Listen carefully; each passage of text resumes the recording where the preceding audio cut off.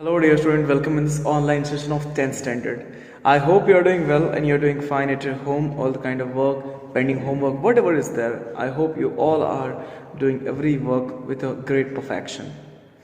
So today we are going to learn in this lecture about a very religious lesson and also a life lesson. See, my dear student, we need to always be focused, and that is a basic parameter of our lifestyle. And also we need to always understanding, learning. We should be always curious, but if we go and drag ourselves emotionally, most of the time we just feel sorrow, anxiety, and also we feel so lonely. This lesson, the sermon at Benares, is also leading with the same factors and giving us a very good way of hope and the ray of light also. So this is lecture 10th standard of English NCERT, and today we are going to refer this lesson. So before you read, you can also ask yourself to get a dictionary, because some of the words in the lesson may be somehow puzzling you, so better you can be getting their meanings inside this lesson. Now the lesson itself is a kind of a message, and that's why the lesson's name is Sermon at Benares. Now what is the meaning of sermon? Before I start the lesson, first of all we have to clear the meaning, because unless you don't clear your topic, it's very hard to understand the whole theme and the story too.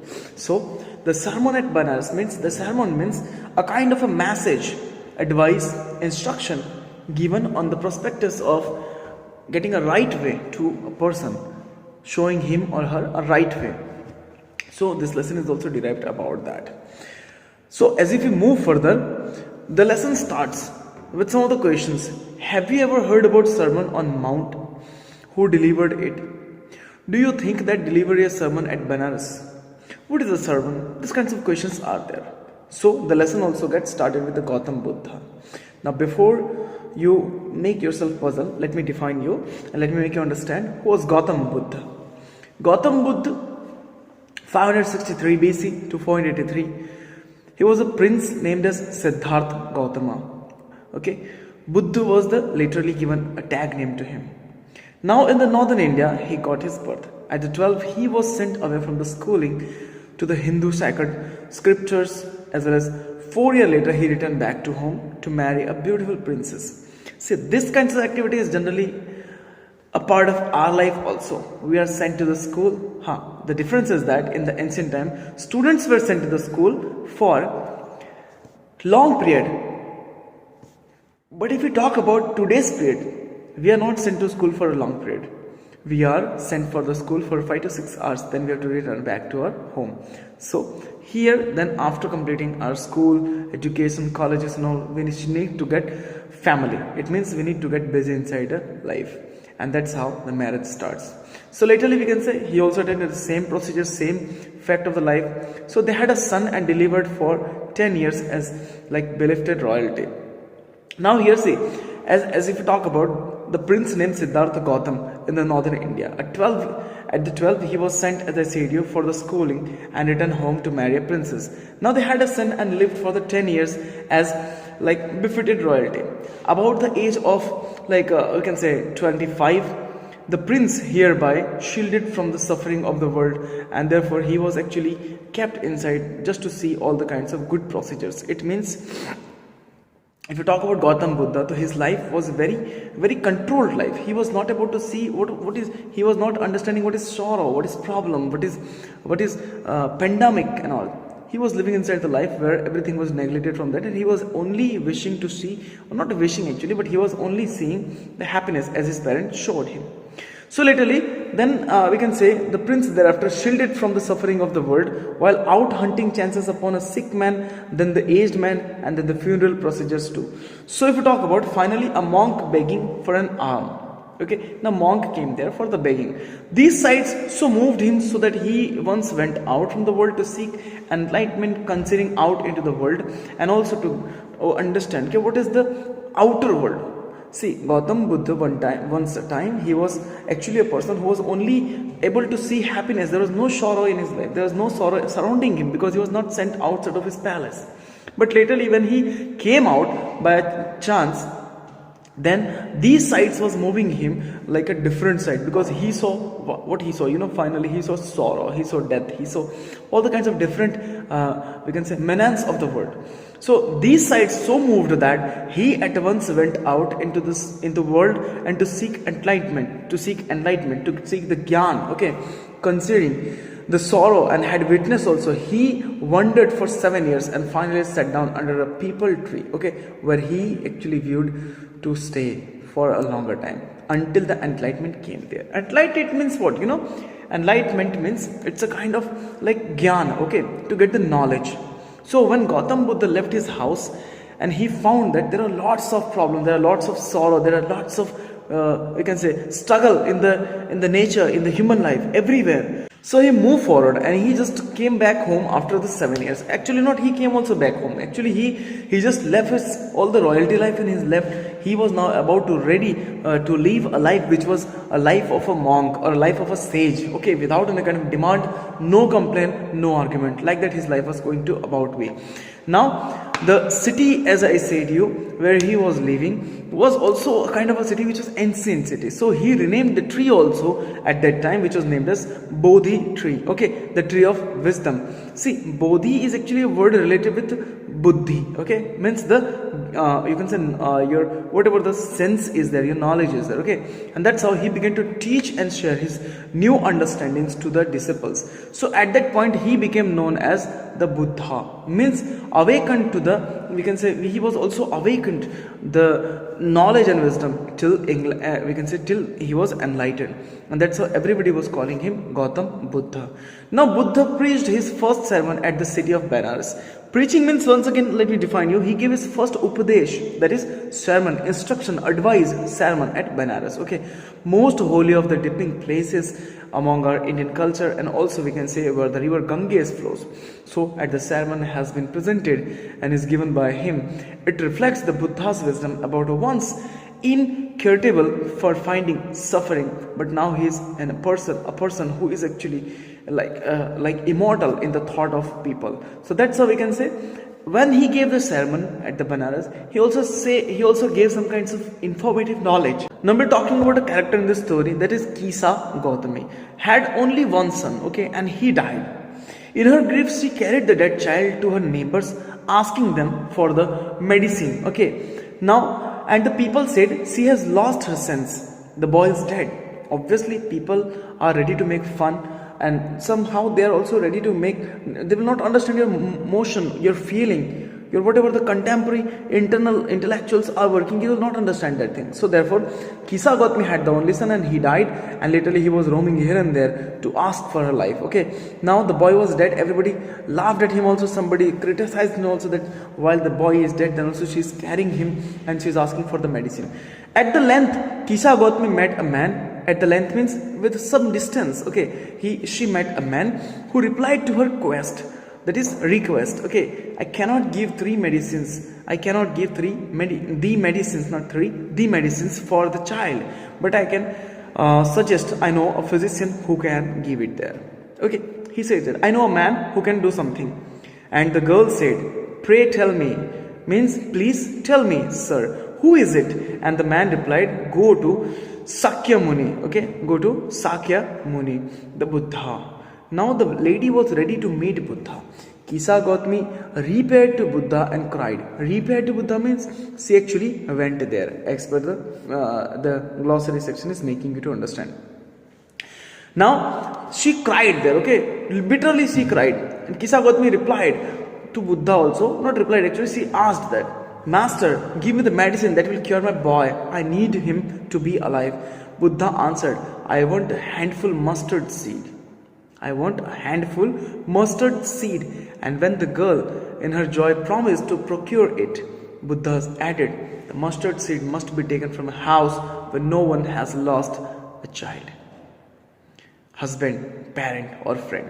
It means मुझे एक सरसों से भरा हुआ एक bowl चाहिए, एक पात्र चाहिए, और वो उस घर में से होना चाहिए who has not attended any death, जिस घर में किसी की भी मृत्यु न हुई हो. So that's a kind of a question was asked to like a promise was asked from Buddha. Now, Kisa Gautami was a poor little, you can say she was a lady. Okay, poor means she was so lonely. Okay, she was not supported by anyone. So, poor Kisa Gautami now went up house from house, and people pitied her and said, "Here is mustard seed, take it." But when she asked, "Did a son, daughter, father, mother die in a family?" they answered, "Yes, alas, yes. Somebody has also died here. So, living are few, but the dead are many. Do not remind us for our deepest grief." हमारे पुरानी यादों को अब ताजा मत करो, okay? We just feel to connect with them. And there was no house, but some beloved one that died in it. There was no house. So Kisa Gautami came to an end to find no house. There was no any house where nobody has got their death. So that's how Kisa Gautami became very, very hopeless and sat down at the wayside watching the lights of the city going down. Means it was about to be evening. At the last, the darkness of the night reigned, and where everywhere she can see the darkness, and she considered the fate of the man, and their lives flickers up and also extinguishes again, and she thought that of herself also, how selfish I am. I'm in my grief. Death is common to all. Yet in this valley of desolations, there is a path that leads him to the immortality, who has surrendered all the selfishness. So when the light was actually settling down, the sun was settling down, all the street light was falling down slowly, she thought that the lights are coming, the lights are going, the day is coming, the nights are there, the nights are hiding, the day is coming. Actually, it's a part of life. And I found today one lesson. She said herself, मुझे एक शिक्षा मिली आज. There is no house जहाँ पे कोई मरा नहीं हो. Then why should I become selfish for only my son's death? I am also the same person who is feeling the pain as the others are also feeling, but they are surviving. Then I should also let my son go in the salvation, moksha. Okay, so she actually got the knowledge there. So who gave this knowledge, my dear student? It was an example which was actually given by Gautam Buddha to her, and now without any explanation, Gautam Buddha made her to explain what is life. So this is how we can say the story is continuing more further. Then Buddha said, the life of the mortals in this world is troubled and brief and combined with the pain. So we need to understand that it is not a mean by which those that have been born can avoid dying. After reaching old age, there is death. Of such a nature alive beings also, living beings also. As ripe the fruits are early in the danger of the falling, so mortal when born are always danger in the death. The people who are getting life must have to attend the death, Gautam Buddha said. And he also added by giving the example that haven't you seen the fruits which are ripening? They are also having some fear to fall on the ground, but when they fall again they bring up the tree. So that's how we can say, as all earthen vessels made by potter ended in the being broken only. It means whatever the potter is making, the earthen lamp, earthen pot, earthen jar, earthen pictures and all, मटका, जो भी कुंभार बनाता है वो एक दिन वापस मिट्टी में ही मिल जाना है टूट कर. Okay, so that's how we can say we all have to go back from where we came. So both young and adult, both those who are fools and those who are wise, all fall into the power of death. All are subject to death. He says that all are subject to death, and this is only one of the basic concepts of this lesson. Literally, he also says that of those who overcome by death depart from life, a father cannot save his son. Means those who are actually coming out of the death, if a father is being asked that will he wish to see his son dying, he will always reply no, because his death is waiting for the son's support. So if in the front of father a son is dying, it's a death of not only son, it's also a death of a living person. That's a father, he will be broken out. So that's how of those who overcome by death depart from life. A father cannot save his son, nor kinsmen their relations. And also mark, while relatives are looking on and lamenting deeply, one by one mortals are carried off. Slowly, all of the family members will be also carried off. Like an ox that is led to the slaughter, so the world is affected, the world is afflicted, means affected by with the death and decaying. Thereafter the wise do not grieve knowingly the terms of the world. Wise do not grieve. The wise people do not cry. The wise people do not complain, because they know death is also a part of life. And that's how this is actually one of the things which we need to know in this world. So not from weeping, not from grieving, not from crying, not from making any complaint. Will anyone obtain peace of mind? Nobody will get peace of mind. So on the contrary, if you talk about a different theory, he says that his pain will be the greater than his body will suffer. As you will cry, that much your body will suffer. That much the spirit of a dying person will that much cry. So we should not do that thing here. So he who seeks peace should draw out arrow of the lamentation. It means the person who is actually a person of scholarship, or the person who is actually a scholar, must not cry, but he should get gyan from the death. And that's how we can say he should not complain also, neither he should grieve. So he who has drawn out the arrow has become composed, will obtain peace of mind, who will understand the life, who will understand the death, who will understand the meaning of separation and love, who is the person who has actually got the gyan, means who has actually got the enlightenment. So that's how you can say, okay, he who has overcome with all the sorrow will become free from sorrow and be blessed. So we should never ever think that sorrow is a part of life. And how one more thing, as per my belief, my dear student, the best fun of life is that we should accept. We should accept. There is no control of our on anything permanently. जिंदगी का मजा इसी में जहाँ पे हमें मान लेना चाहिए कि हमारा किसी भी चीज पे कंट्रोल हमेशा के लिए नहीं होता है.